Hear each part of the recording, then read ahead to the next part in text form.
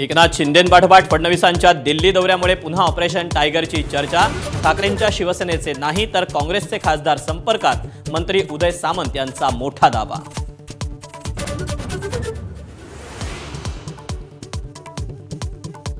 महसूल खात्यात आतापर्यंतचा सर्वात मोठा घोटाळा समोर। महसूल अधिकाऱ्यांकडून 1 ते 1.5 लाख शेतकऱ्यांची फसवणूक। महसूल मंत्री चंद्रशेखर बावनकुळेंची विधान परिषदेत कबुली।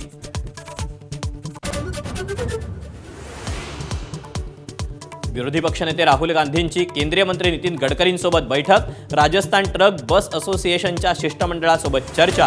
प्रियंका गांधींचीही उपस्थिती।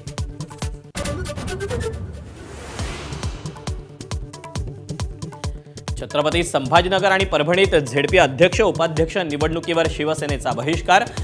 दोन्ही जिल्हा परिषदांमध्ये भाजपचाच अध्यक्ष होणार।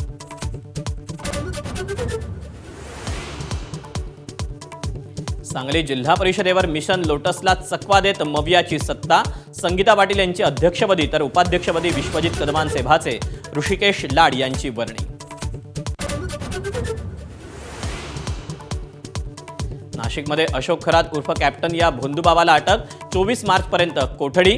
गुंगीचं औषध देऊन महिलेवर बलात्कार केल्याचा आरोप। तर महिला आयोगाच्या अध्यक्षा रुपाली चाकणकर खरातची पाद्य पूजा करत असल्याचे फोटोही व्हायरल।